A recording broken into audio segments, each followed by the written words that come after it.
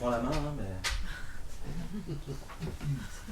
je la demande pas, je fais que la prendre. Voilà. Ça s'appelle un Jenga. Et donc c'est un jeu où il faut essayer, hop, bah voilà. C'est d'enlever ça sans que la tour s'écroule. Vous voulez bien.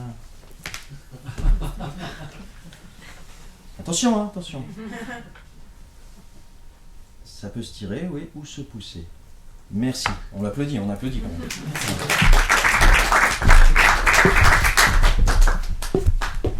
Ah tiens, là, vous prends la main aussi. Et on va faire le tour par là. Voilà. Donc elle a été forte, hein. Ouais. J'ai jamais réussi, moi. Ouais. Hop, hop, hop. Ah, plus bas, à mon avis. Plus bas, ok. Ouais. Ah. Lui Ouais, lui, il était un peu amorcé. Hein, je te laisse redescendre. Merci. Bon, alors, merci à tous d'être venus assister à cette petite présentation du projet Voyage en territoire perdu. C'est un projet personnel. Moi, je suis comédien, mais grâce à un stage ou à cause d'un stage de Julie Deliquet, j'ai découvert la félicité âpre de l'écriture. Et en 2021, j'ai délivré un texte. Et quand je dis délivrer, c'est au sens propre, puisqu'il s'agit de mon histoire personnelle, enfin une partie de mon histoire, une partie de mon enfance, dans un lieu de mon enfance. Alors ça s'appelle Voyage en territoire perdu, parce que ce lieu de l'enfance n'existe plus, et que moi, malgré un aspect encore assez juvénile, je me suis un petit peu éloigné de mon enfance aussi. Voilà. Alors grâce à la SACD Beaumarchais, j'ai eu la bourse à l'écriture. Ça m'a donné un petit peu l'audace de penser que ça pouvait se réaliser au plateau. Donc je vais vous lire 2 extraits de ce texte. On fait une captation en même temps. C'est pour nos amis directeurs de salle, parce qu'en fait, on cherche à ce qu'ils nous aident de différentes manières, soit en nous donnant des sous, soit en nous donnant un espace et du temps de travail, soit en nous donnant de l'amour, mais les sous, c'est déjà très bien. Voilà. Alors, on y va.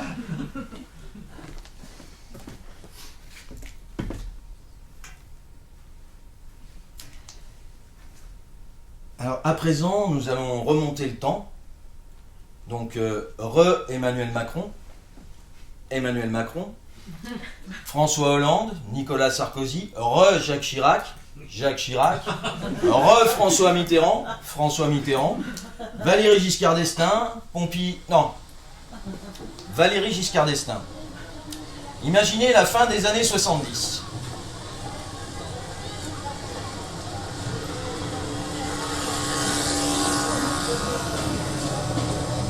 Peugeot SP. Imaginez une banlieue lyonnaise et un quartier dans cette banlieue, le quartier de Cusset. Imaginez un reflet au carreau des fenêtres. Un reflet et son lot de troubles lumineux, son lot de mirages. Les 4L, les 2 chevaux, Michel Platini, Jean-Pierre Rive, la valise RTL. On y est ?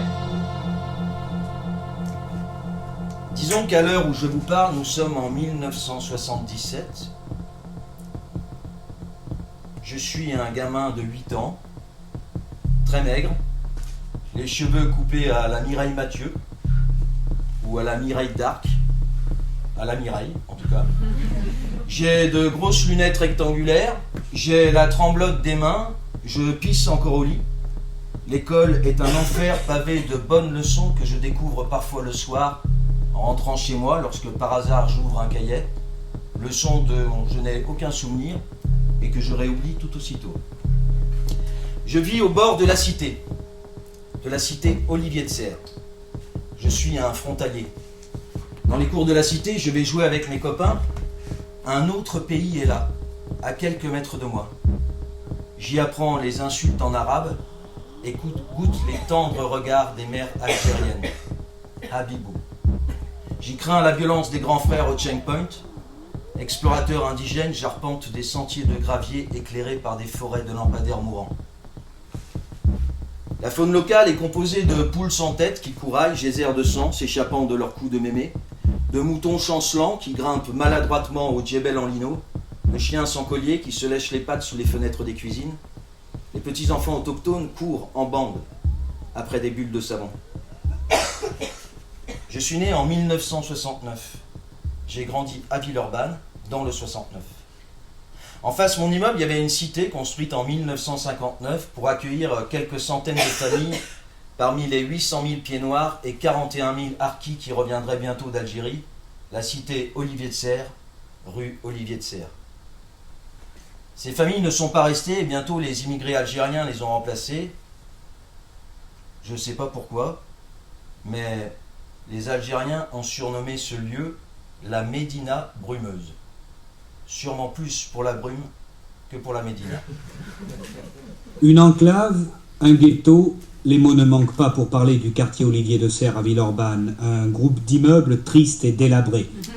Le toit goudronné de l'immeuble le plus proche était au même niveau que ma fenêtre à 30 mètres. Mon bâtiment, au 74 boulevard Réguillon, construit en 1960, était en surplomb. Et de mon 4e étage, je pouvais voir toute la cité.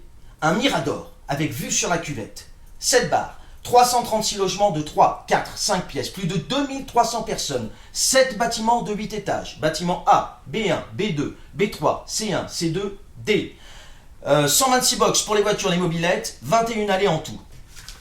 Le quartier était en décomposition, une putréfaction avancée. Les immeubles n'étaient pas entretenus, abîmés, les ascenseurs ne fonctionnaient pas, les cages étaient béantes et il n'était pas rare qu'un enfant y chute. Personne, pas même la police de quartier, n'osait descendre dans la cité. Un muret séparait la cité de la rue. Les soirs d'été, il y avait plus de 80 hommes assis sur ce muret. Ils fumaient, ils parlaient. Ils fumaient, ils buvaient. Ils fumaient, ils se battaient. Ils fumaient, ils sifflaient les filles. Ils fumaient. La nuit, j'attendais l'heure où les voitures volées terminaient leur rodéo dans les cours de la cité.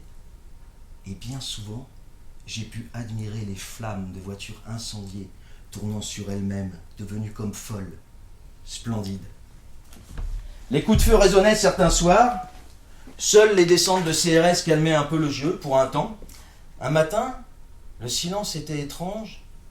J'ai ouvert ma fenêtre et j'ai vu 60 fourgons policiers bien parqués dans les cours de la cité. La police a trouvé 1253 pièces mécaniques. 200 kilos de cam, des centaines de recels en tout genre. Et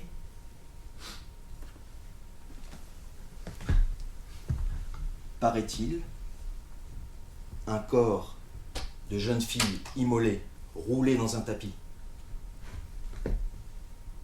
C'est la voisine du deuxième qui en avait parlé, chez l'épicier, au bon lait. Le climat était irrespirable, les couchers de soleil merveilleux.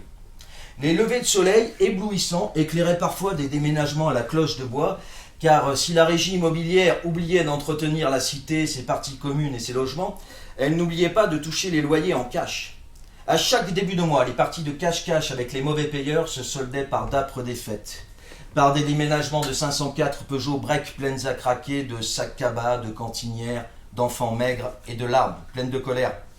J'ai pris l'engagement que la verrue Olivier de Serres disparaîtrait et je prends l'engagement de la faire disparaître. La peur ronge, la colère gronde.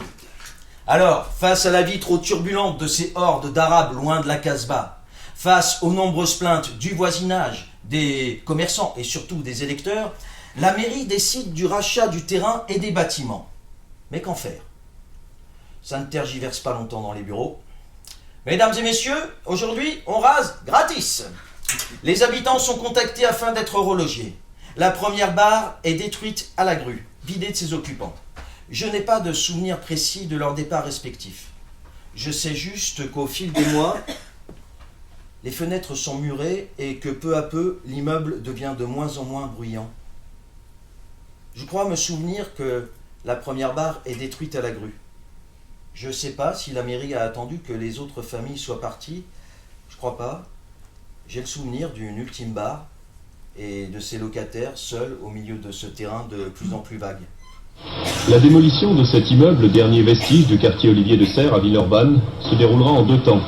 Pendant une semaine, destruction à la boule de l'extrémité du bâtiment la plus proche des nouvelles constructions. Puis, le 4 août au matin, plasticage final du reste de l'immeuble. J'assiste à la démolition depuis ma fenêtre, ça dure des mois, des années en tout. De grosses boules métalliques que d'énormes grues manient habilement et des pans entiers de béton qui s'écroulent. Des papiers peints à fleurs, des carrelages roses, des tiges rouillées, du plâtre, de la poussière, beaucoup de poussière. La dernière barre d'immeuble est dynamitée. On en est là. Précisément là. À la fin de la journée, tout sera joué. Les dés sont lancés et roulent vers le rebord vert en velours de la piste. Les Indiens ont déjà plié bagages. Des bisons dans le coin, on n'en a jamais vu. Mais le général Custer et la cavalerie des tuniques bleues sont là pour retenir les imprudents tentés de visiter une dernière fois les vestiges de ce campement de fortune qui a abrité tant et tant de familles. Les artificiers font leurs petites affaires et disposent les explosifs. Ça va faire boum. Il faut que l'immeuble s'effondre sur lui-même. Boum. C'est un peu savant, le boum. Tu sais, le quart d'heure américain. La grosse caisse de la fanfare, boum. Le poing dans la figure, boum. Le cœur qui saute, boum, boum, boum, boum. La femme canon est là. Le cirque est en ville, boum. Le jeune massacre, l'aveugle est de retour. On pourrait presque imaginer que des vendeurs de merguez et de pralines viennent comme des cantiniers itinérants de bataillons profiter de l'événement pour restaurer les légions, parce que ça creuse les émotions. Mais non. Toujours est-il que la foule se masse derrière les barrières Vauban. Le quartier ne fait plus peur du tout, il attire les curieux, les vicieux du crépuscule, les soupeurs du malheur qui viennent se mettre aux premières loges pour assister à l'apocalypse, pour assister au boom. Je vais pas à l'école ce jour-là pour assister au spectacle. C'est trop chouette. Compte à rebours. 10, 9, 8. Cette foule se tend comme une armée de bidas avant l'assaut. 6, s'inquiète et se tait comme avant l'exécution du condamné. 4, 3, 2, 1. Clic. Boum. Craquement. Effondrement. Silence. Expiration. La foule applaudit.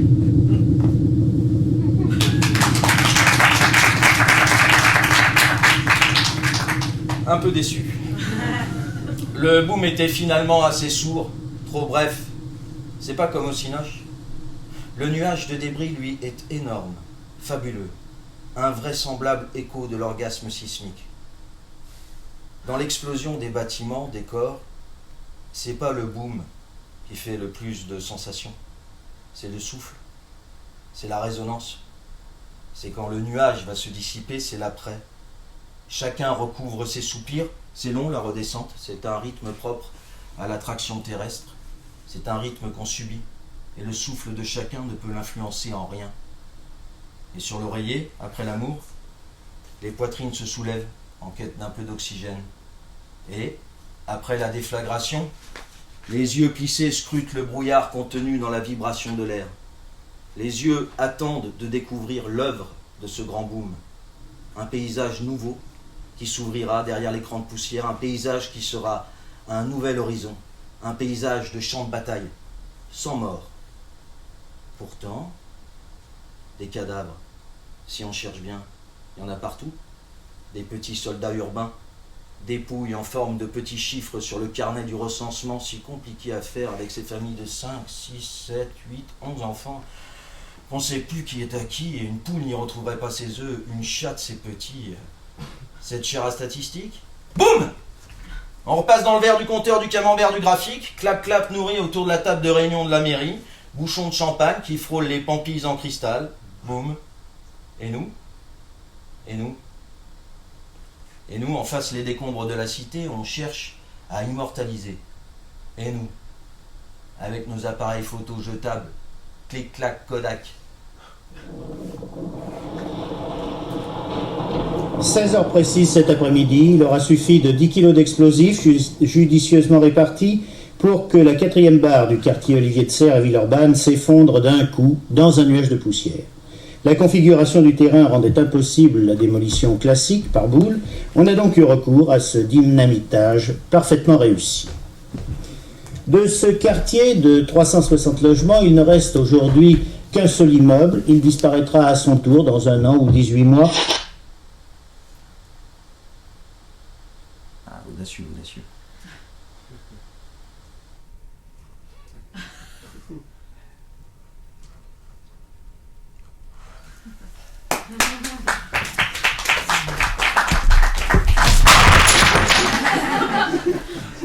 Alors pour ce projet, je me suis bien entouré puisqu'il y aura un compagnon de route qui s'appelle Bob X qui va s'occuper de la musique et du son. Et puis surtout, j'ai demandé à Karel Prugnot d'assurer la mise en scène du spectacle et Joie, elle a accepté. Avec Karel, on a arpenté de nombreux plateaux, ça va du Théâtre de la Colline au Rond-Point, au Théâtre de l'Union à Limoges, de nombreuses scènes nationales à Dieppe et ailleurs.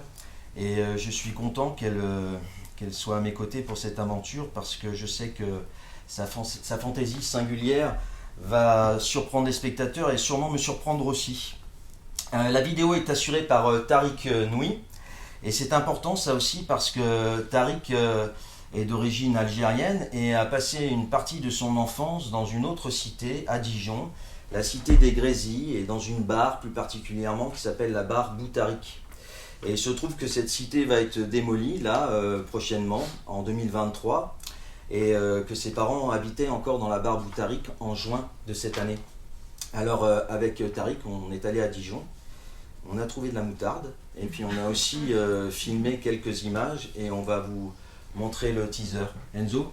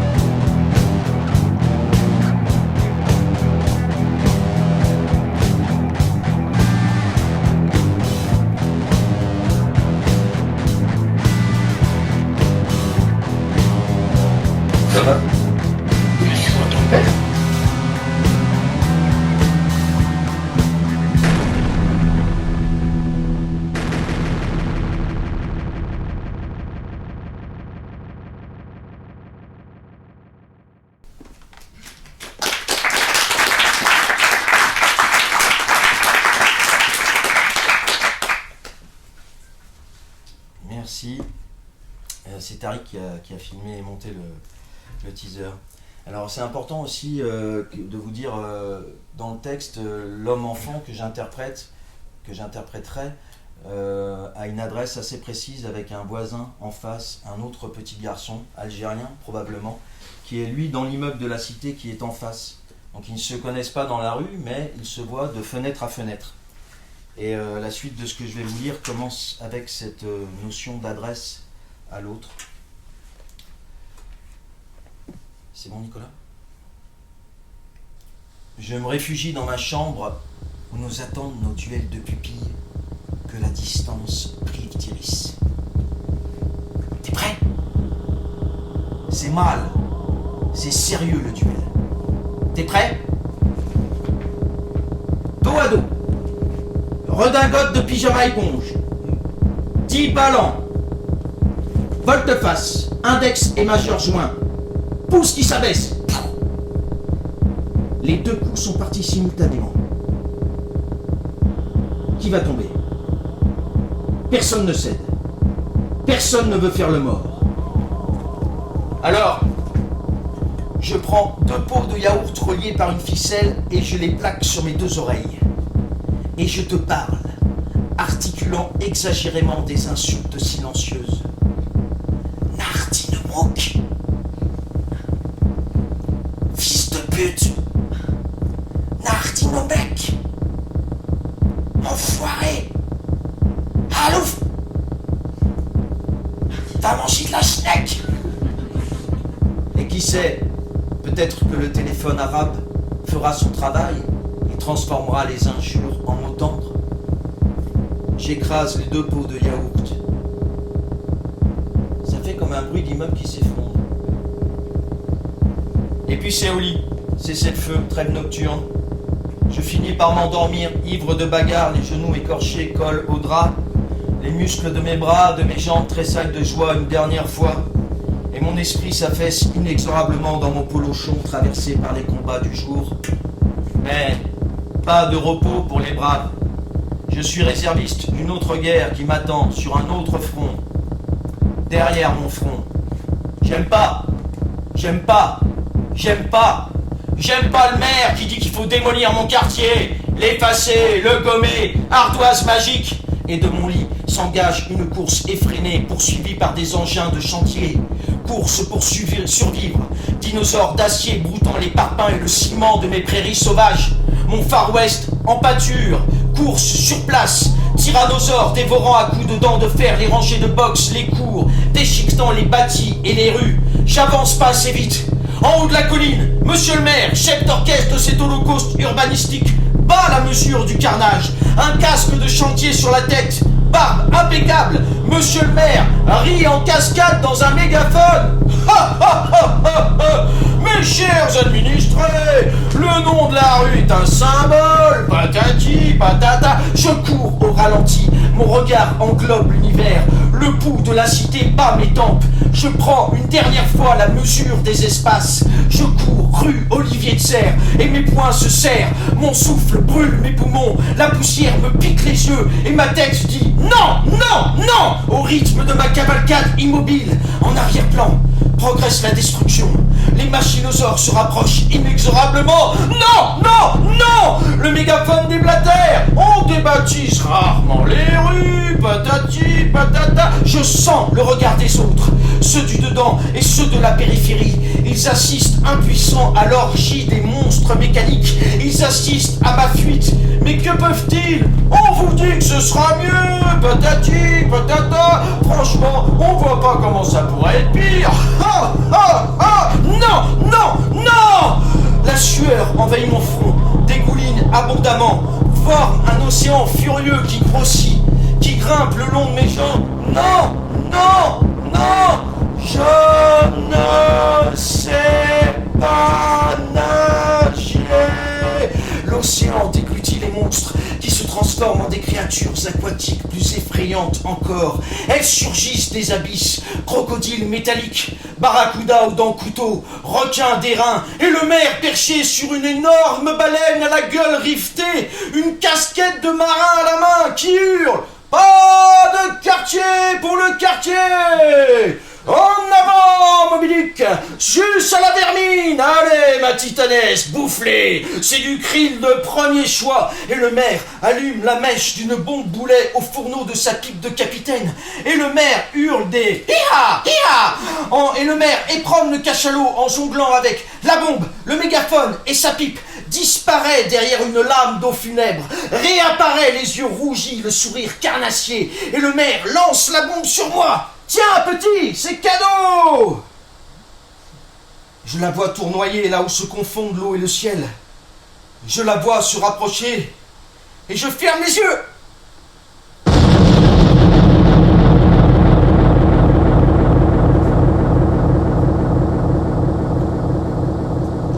Le souffle de l'explosion me projette vers l'avant. Je m'écrase au sol dans un nuage de poussière et d'eau saumâtre. Choc inouï. Je ne peux plus bouger. Stupeur. Essoufflement muet qui quête l'air absent, yeux qui fouillent le dedans de soi, crâne qui dodeline au tempo d'un cœur affolé, main qui palpe corps. Rien ne manque. L'obscurité est un mouvement de particules en forme de champignons. Bourdonnement de silence assourdissant que crève un grésillement d'ondes de radio libre. Crépitement de modulation de fréquence, d'où surgissent les suppliques. Comment on décide qu'il faut démolir le lieu de vie de milliers de personnes? Comment on décide de la fin du monde? Et je m'éveille, les draps tout mouillés. Et je m'éveille, aujourd'hui. Moi, vivant, survivant d'un frère mort et d'un monde effacé. Moi, constitué d'échos incompréhensibles. Moi, qui lorsque les fissures menacent d'effondrement l'édifice, moi, qui démolis parce que je ne sais pas faire autrement, parce que c'est ce que j'ai vu, appris, ici même, parce que la notion de patrimoine ne s'applique pas plus à un quartier fait de briques et de brocs, construit à la va comme je te pousse ou s'entasse les encombrants, qu'à un homme fait de briques et de brocs, conçu à la va comme je te baise, ou s'entasse les souvenirs. Je démolis, parfois à coup de pioche, laborieusement, parfois à la boule métallique, et parfois à l'explosif liquide. Tu sais, ce whisky écossais, ou ce rhum des Antilles, je démolis. Et je reconstruis à l'identique, en plus neuf, eau et gaz à tous les étages. Mais dans le fond, les fondations sont kiff-kiff. Et du fondement ne peut sortir qu'une chose. Et toi ?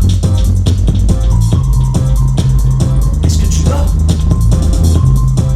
T'es où, toi, aujourd'hui ? T'as disparu ? Volatilisé et désintégré avec cette enfance perdue qui perdure dans la poussière de ces immeubles. Enfance plaquée au sol pour ne pas qu'une balle perdue ne la touche. Bang ! Enfance du premier baiser. Tous les baisers à venir seront-ils comme celui-ci ? Bang !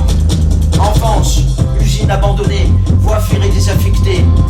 Les crises, les joies, les chagrins de peu, les énormes chagrins. Bang ! Le robinet est ouvert. C'est plus des bulles, c'est un fleuve bouillonnant. C'est furieux, c'est confus. La dynamite n'y a pas suffi. Tout est là, intact, intègre, implacable. La dynamite n'y a pas suffi. Grain de poussière dans la lumière du projecteur quand je secoue la tête. Poudre de mémoire, instable, volatile, inflammable. Ça explose parfois. Un quartier aussi, ça explose parfois. Mais ouais, Big Bang. Alors, à présent, je vais demander à Karel de me rejoindre. Elle va vous dire un mot ou deux sur les pistes qu'on a de scénographie et autres.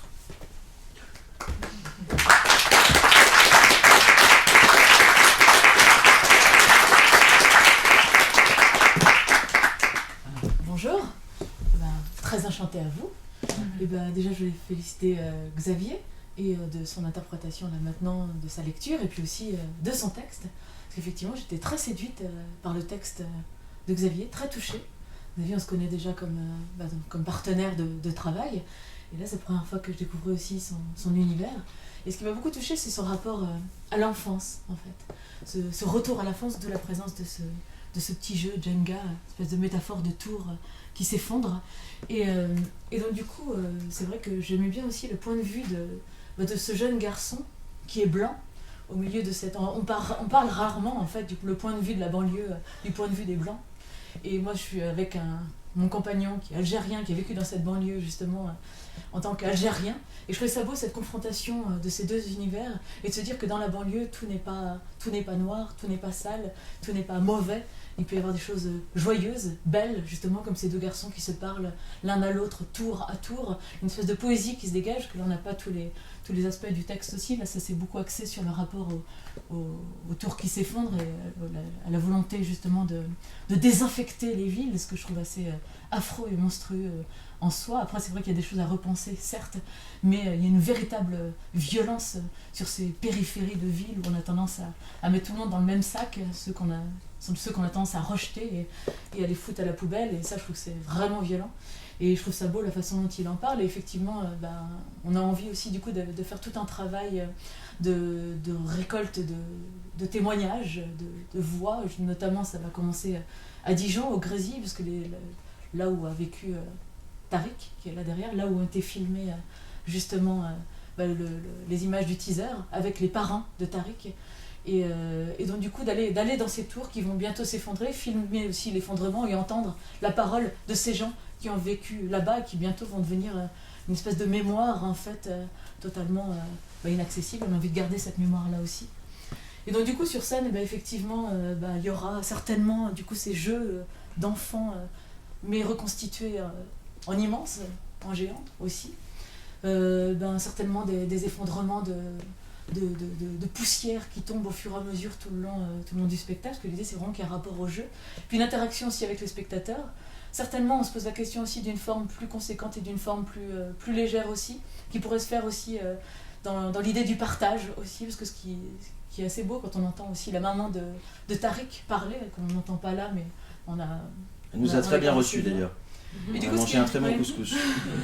Et ce qui est beau, c'est la façon dont elle parle aussi de toute cette mixité aussi qui se retrouve avec le voisin du dessus, qui est turc, celui du dessous, qui a encore une autre origine, et puis tous ces gens qui arrivent comme ça d'un seul coup, on ouvre la porte, et puis on se retrouve dans le salon, puis il y a le couscous qui est fait, mais il y a l'autre qui a amené aussi, c'est amené son vin rouge, puis il y a un autre qui a amené encore autre chose, il a amené des pommes qui viennent de ne sais où, et tous ces gens amènent en fait ce qu'ils ont chez eux dans leur salon, et puis d'un seul coup ils mangent ensemble, les uns sur les autres. C'est vrai que dans ces tours, il y a des origines très très différentes. Il y a le turc, il y a le portugais, il y a tous ceux qui étaient venus d'ailleurs, mais il y a aussi le français, et c'est souvent de classes très très populaires. Mais ce qui est beau, c'est cette mixité aussi qui se retrouve.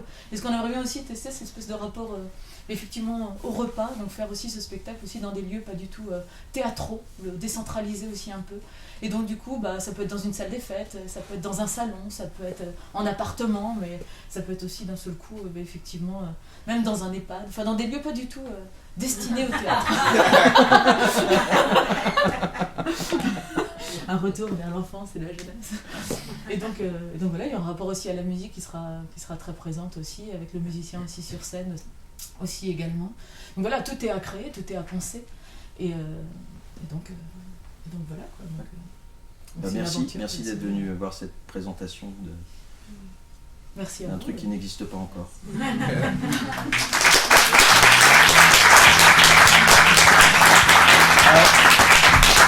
Juste avant de partir, je vais remercier bien sûr la SACD, Enzo qui a été à la régie, qui s'est très bien occupé de nous, et Nicolas Ozen qui m'a rendu service en lançant très bien le son. Voilà, il a bien fait. Je n'en doutais pas.